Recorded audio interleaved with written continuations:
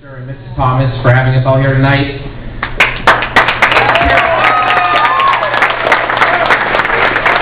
Reid and I have been looking forward to this day for a long time, and it really has exceeded every one of our expectations. It's been a great day so far, and I'm sure it's going to be a better night. I can't tell you how excited Dave is to be the newest member of your family. Next, we'd like to thank Mr. and Mrs. Progar. While we have many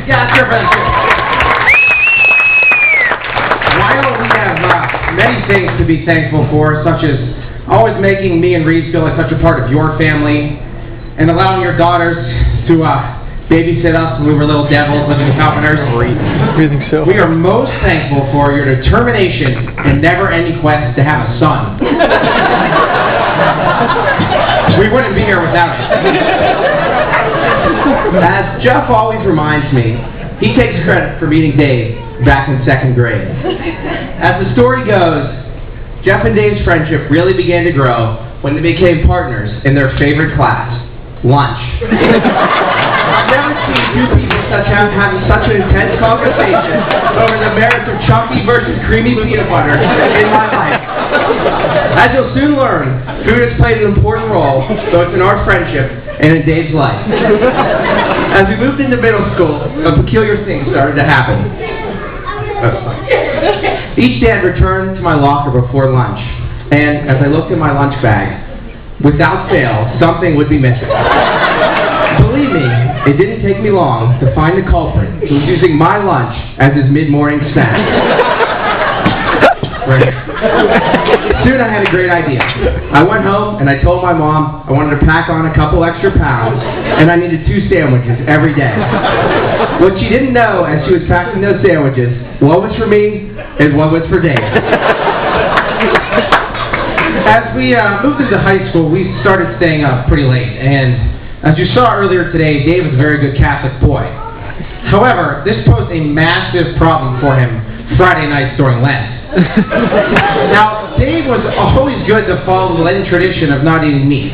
However, he started his own tradition, ordering a large pepperoni pizza from Pizza Outlet and eating it at 12:01 Saturday morning.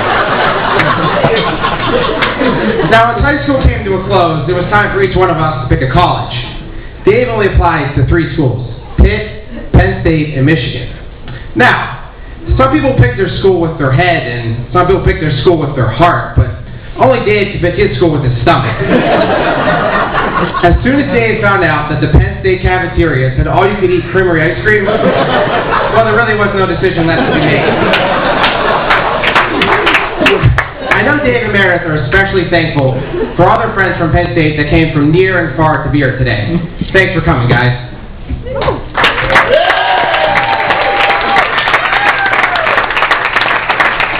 Although we could talk about food forever, we know dinner hasn't been served yet. Dave's probably getting hungry.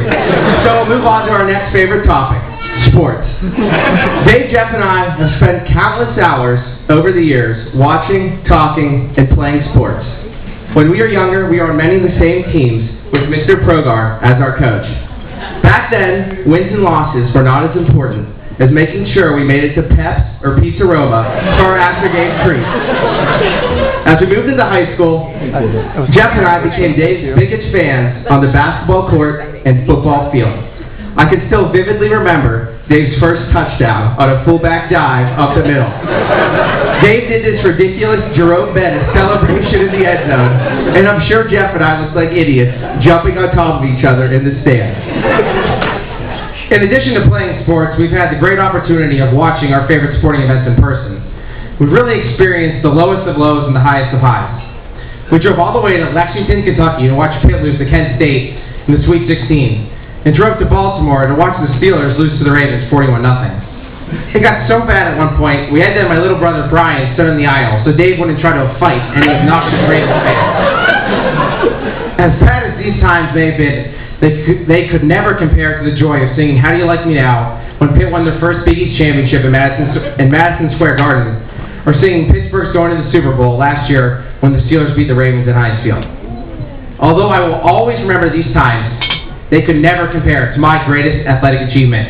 I was in 5th grade, and the bases were loaded, and a familiar face stepped to the mound. Moments later, I am my first Grand Slam of my best friend, and I don't think I've ever been so happy.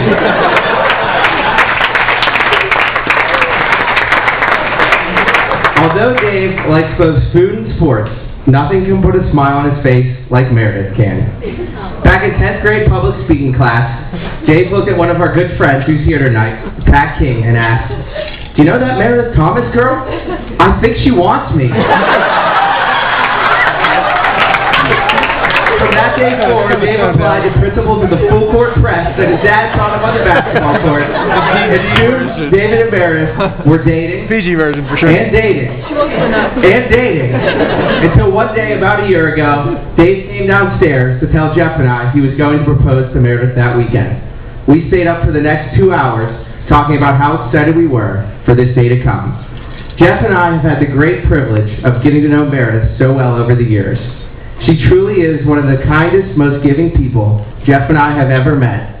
And most importantly, someone who always brings out the best in Dave. We couldn't be prouder of both of you tonight and wish you all the best in the years to come. We love you both. Would everyone please join Jeff and I in raising our glasses to the new bride and groom.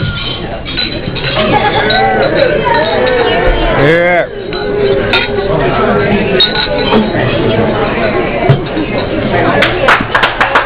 Thank you.